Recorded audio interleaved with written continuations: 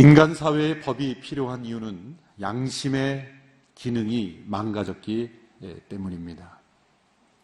그래서 법이 아무리 무서운 법이 정교하게 만들어진다 할지라도 양심의 기능이 회복되지 않으면 그 법을 피해가는 또 다른 죄가 만들어지고 또 그 죄를 막는, 처벌하는 또 다른 법이 만들어져서 사실 법전만 두꺼워질 뿐이죠. 법의 진정한 목적은 처벌이 아니라 양심의 기능을 회복하게 해서 건강한 질서를 이루게 하는 것입니다. 하나님께서 이스라엘 백성들에게 율법을 주신 시점이 그래서 중요합니다. 이스라엘 백성들을 택하시고 그들에게 법조문을 주시며 명령만 하신 분이 아닙니다. 하나님은 그들에게 그들의 양심이 회복될 수 있도록 그들에게 충분한 은혜를 베풀어 주셨습니다. 그것이 바로 출애굽의 은혜입니다. 이스라엘 백성들에게 율법을 주신 하나님은 어떤 하나님이신가? 오늘 본문 5장 6절에 보면 이렇게 소개합니다. 나는 너희를 이집트에서 그 종으로 있었던 땅에서 이끌어낸 너희 하나님 여호와다. 율법을 설명하기 전에 그 율법을 주신 분이 어떤 분이신가? 그분이 그들에게 어떤 은혜를 베푸셨는지를 먼저 말씀하고 있는 것이죠. 출애굽은 은혜입니다. 율법은 진리입니다. 진리를 주시기 전에 먼저 은혜를 주신 겁니다. 너희들은 이러한 진리를 행함으로 구원을 얻으라는 말씀이 아니라 너희는 이러한 은혜를 받은 자이니 이런 진리 위에 살아가야 되는 인생이다. 은혜를 먼저 우리에게 베풀어 주시고 그 은혜에 합당하게 살아가라. 그 은혜에 합당한 진리를 주신 것이 바로 십계명입니다. 십계명은 하나님의 모든 율법의 요약입니다. 성경의 전체 이야기가 바로 이 십계명을 적용하는 그런 이야기들이다라고도 말할 수가 있습니다. 구약에 많은 법들이 나오죠. 대표적으로는 의식법들이 나오고 또 여러 가지 이 제사법, 시민법, 많은 법들이 나오지만 그 중에 가장 핵심적인 도덕법, 이 십계명을 중심으로 도덕법은 문화가 바뀌고 시대가 바뀌어도 여전히 영속적인 법입니다. 제사나 의식 이런 것들은 다 그리스도께서 오심으로 그 의미가 성취되었지만 이 도덕법은 여전히 우리 안에 진리의 말씀으로 살아있는 하나님의 말씀이죠. 그래서 루터는 이 십계명을 이해한 자는 성경 전체를 이해한 것과 같다라고 말씀하기도 했습니다. 이 십계명의 구체적인 내용을 살펴보기 전에 먼저 중요한 세 가지 해석 원리를 먼저 기억해야 합니다. 첫 번째로 십계명의 대부분은 하지 말라라고 하는 부정명령으로 되어 있습니다만 그 하지 말라 혹은 하라라는 명령은 정반대의 의미도 포함하고 있는 것으로 해석을 해야 합니다. 예를 들어서 우상을 만들지 말라라고 하시는 계명은 보이는 우상만 만들지 않으면 될 뿐만 아니라 반대로 그 정반대의 긍정으로 이 명령을 해석해야 되는 그것은 무엇입니까? 우상을 만들지 말라는 것은 전심으로 하나님을 섬기고 예배하라 라는 긍정문으로도 해석해야 한다는 것이죠. 이 금지되는 명령은 그 반대의 긍정적인 명령을 포함하고 있는 것이고 또 긍정의 명령은 그 반대로 반대되는 것까지 포함하고 있는 것이다 라는 해석의 원리를 가져야 합니다. 두 번째로 십계명에 보면 외부적인 어떤 행동의 죄를 금지하는 명령이 나오는데요.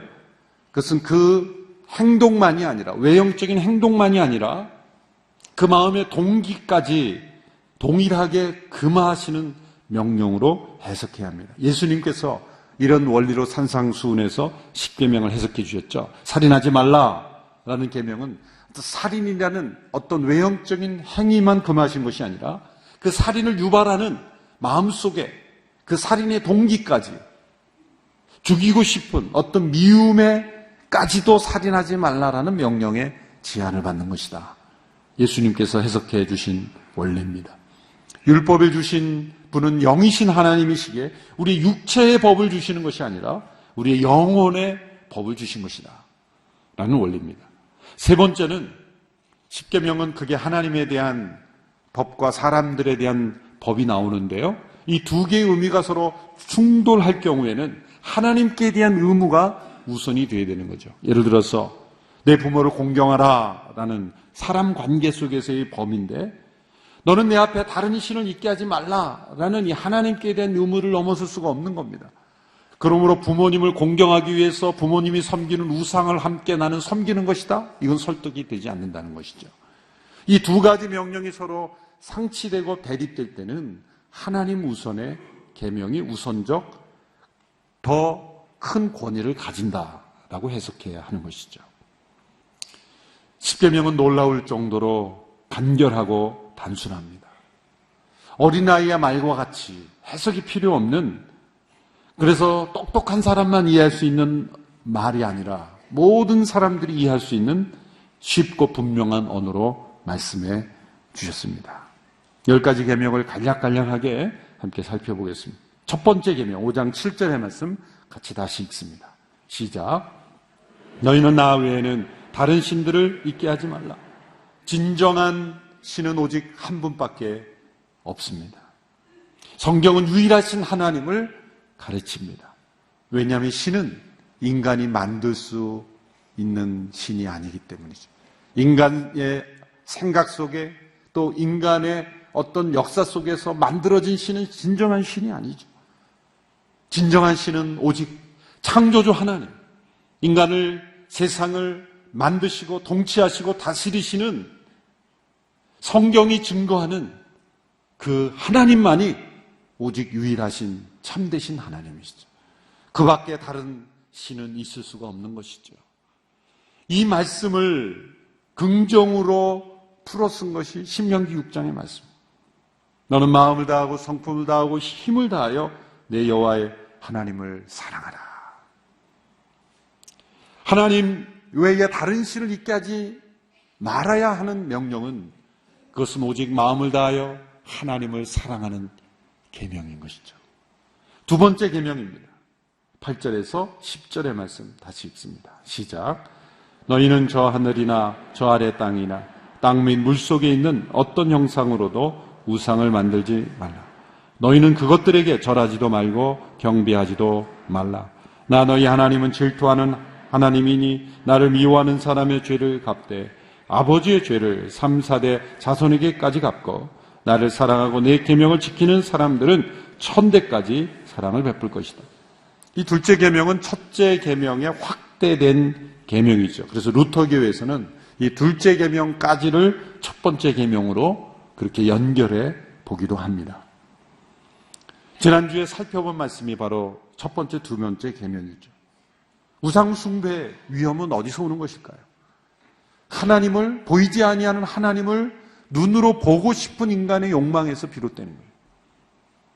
하나님은 영이신 하나님, 우리에게 말씀하시는 하나님, 우리가 귀로 듣고 순종해야 될 하나님인데, 우리의 눈으로 형상화해서 우리의 눈으로 보기를 원하는 그 욕구에서부터 우상 숭배가 비롯된 것이죠.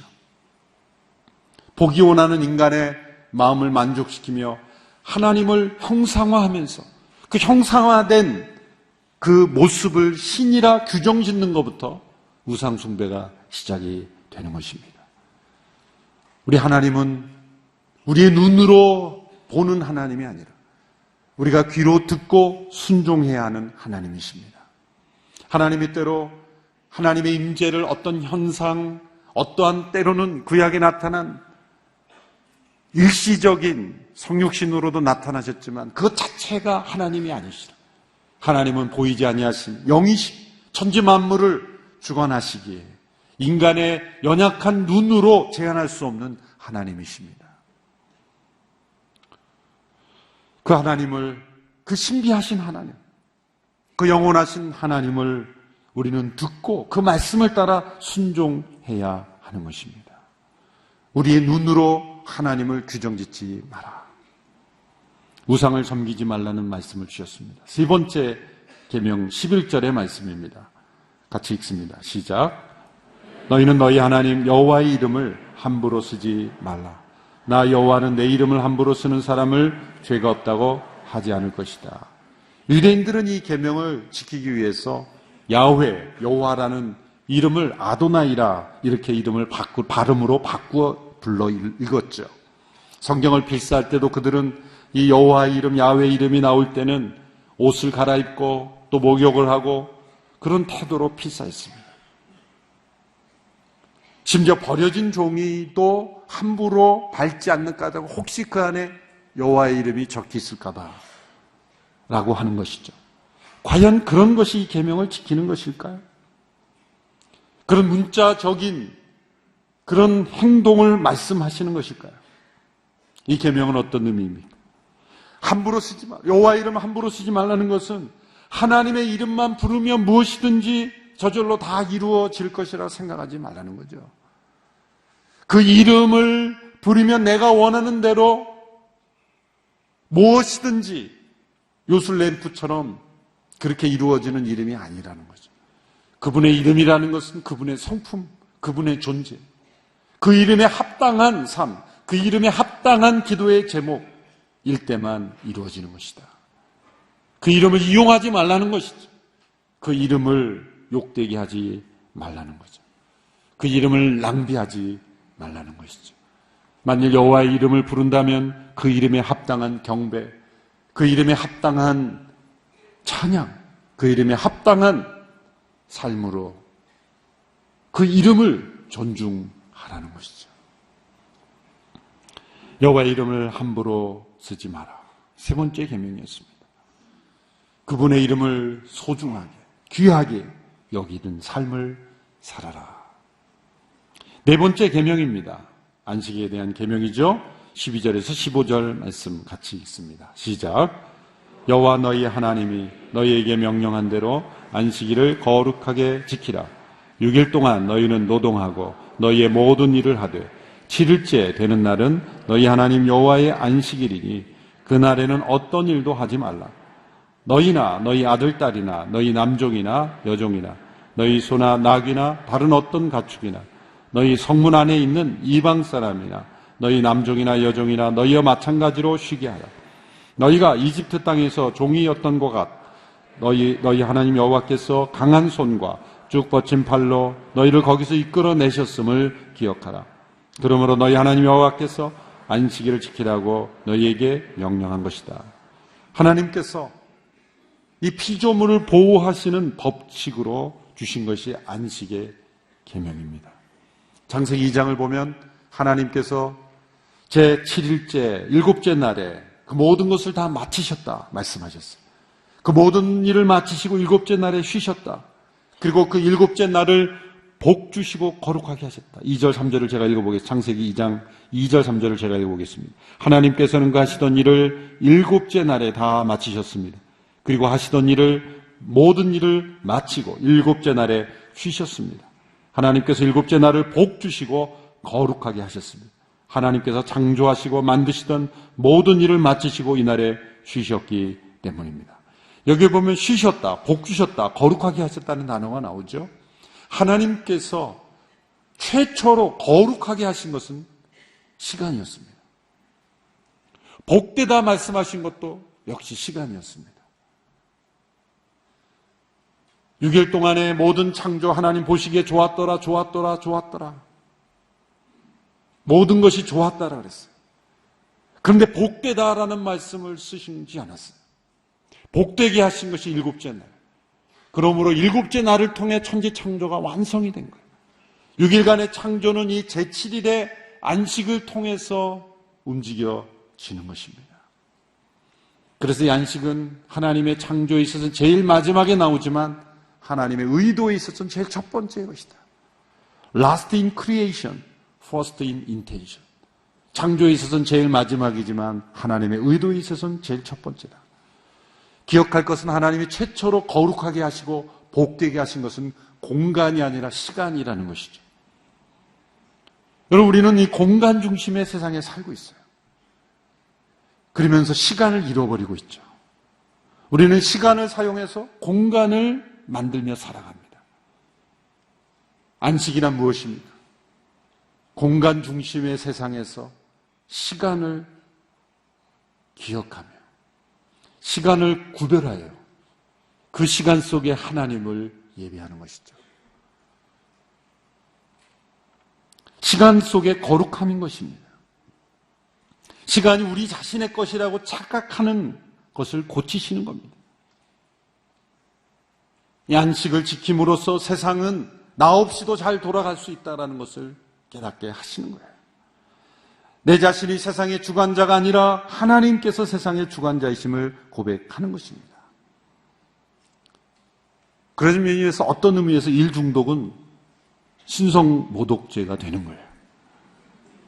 온 세상의 일을 내가 다 책임져야 된다 하는 욕심인 것이죠. 왜 그런 문제에 빠질까? 시간 속의 거룩함을 잃어버렸기 때문입니다. 오늘 우리가 함께 모여 예배하는 것은 단지 공간만의 구별이 아니라 시간의 구별이에요. 모든 일상을 멈추고 내려놓고 창조주 하나님을 기억하고 구원의 하나님을 예배하며 구별된 시간을 통해 세상의 모든 것을 내려놓는 것. 하나님의 공급하심을 의존하며 살아간다는 것. 시간 속의 거룩함을 통해 하나님을 만나는 것이죠. 이 안식이 우리의 삶을 지켜주는 것이죠. 5번째 계명입니다. 16절의 말씀 같이 읽습니다. 시작.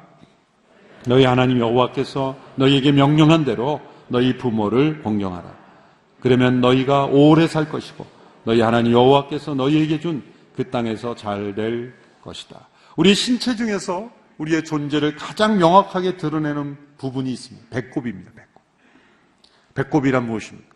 우리 모두가 홀로 존재하지 않았다는 것을 보여주는 겁니다. 부모를 통해 왔다는 거죠. 배꼽을 보며 우리는 우리를 존재하게 하신 부모에게 감사하는 것, 그 공경의 시작이죠. 부모 공경이 점점 사라지는 시대죠. 이런 말이 있죠. 한 어머니가 5자녀는 기를 수 있어도 5자녀가 한 어머니를 책임 못 진다. 오늘 이 시대를 반영하는 모습입니다. 옛날에 키가 작고 손이 떨리고 눈이 침침해진 한 노인이 있으셨습니다. 식탁에서 음식을 잘 못 드셔서 음식을 잘 흘렸어요. 함께 사는 며느리가 이걸 참지를 못한 거예요. 그래서 남편에게 같이 식사할 수 없다고 그 어머니를 부엌 한 곳으로 데려가서 여물통에서 식사하겠어요. 오늘 이 며느리가 자신이 너무 사랑하는 4살 난 아들이 뭘 열심히 만들고 있어요. 아들아, 사랑하더라, 너는 뭘 그렇게 열심히 만들고 있니? 나중에 어머니 먹여드릴 여물통을 만들고 있어요. 그대로 보고 따라한다는 거죠. 부모가 조부모님을 어떻게 모시고 대하는지를 보면서 자녀는 앞으로 미래 부모를 어떻게 대할지를 배우는 것이죠. 6째 계명 5장 17절 같이 읽습니다. 시작. 살인하지 말라. 모든 생명은 하나님께 속한 것이므로 살인이란 스스로 하나님의 자리에 오르는 무서운 죄입니다. 전에도 말씀드렸듯이 예수님께서는 이것을 살인이라는 행위에만 국한하지 아니하시고 살인을 만들어내는 미움과 분노까지도 금하신 것이라고 말씀했습니다.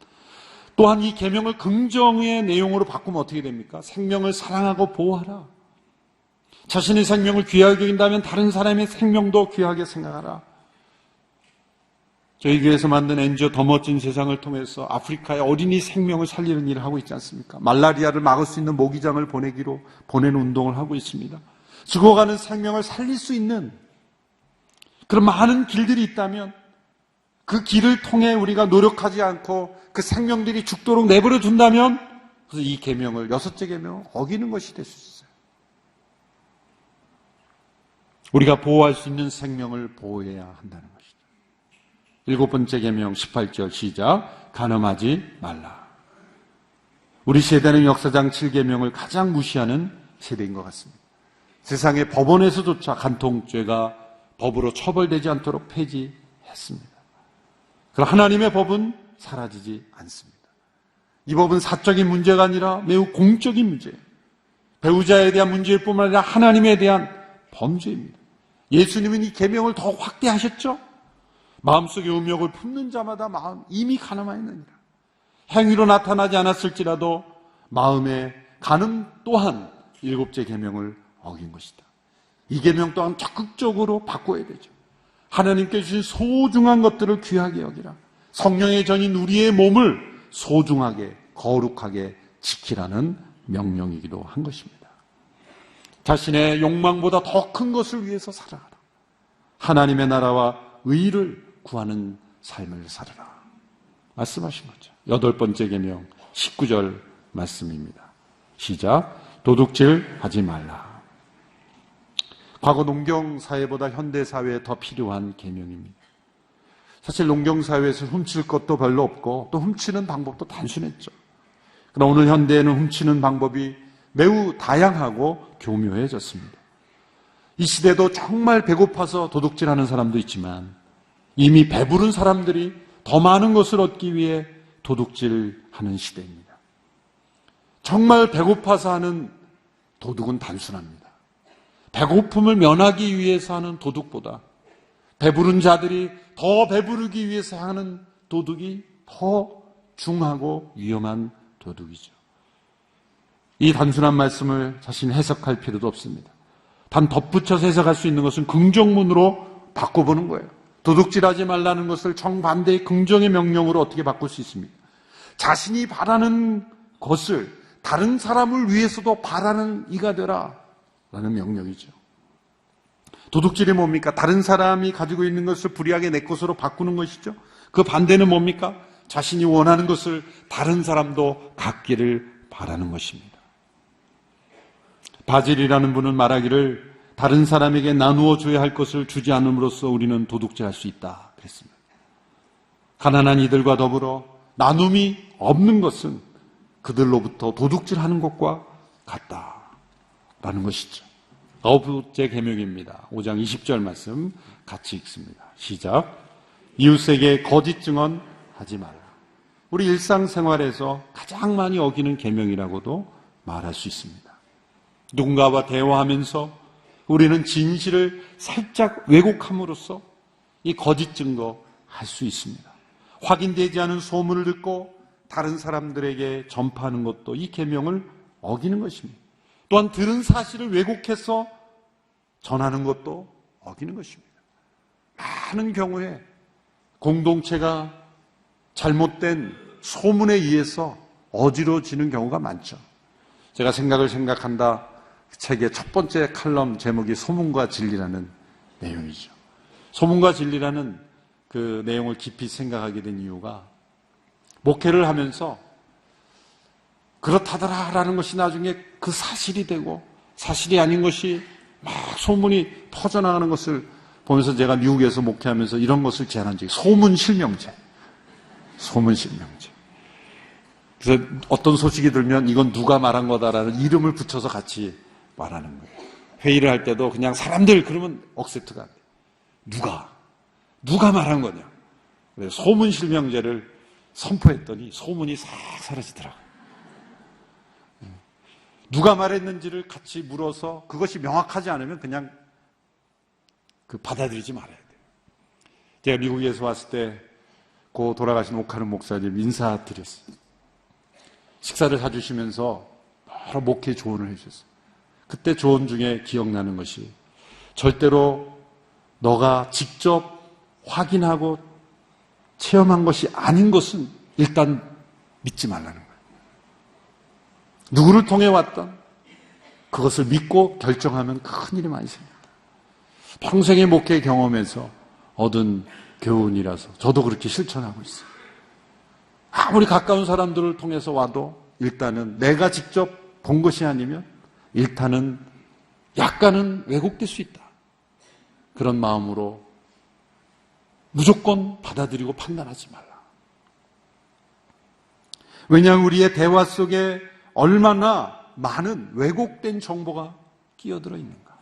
그 말하는 뉘앙스를 통해 그 분위기를 통해 여과돼서 잘못 트위스트돼서 전달되는 것이 얼마나 많습니까? 사회에 거짓된 소문, 거짓된 증언들이 사라지고 진실만을 믿는 그런 믿는 우리들이 되었으면 좋겠습니다. 마지막 10번째 계명 21절의 말씀 같이 읽습니다. 시작. 내 이웃의 아내를 탐내지 마라. 이웃의 집이나 땅이나 남종이나 여종이나 소나 낙이나 이웃에게 속한 다른 어떤 것도 탐내지 말라. 탐심에 대한 것입니다.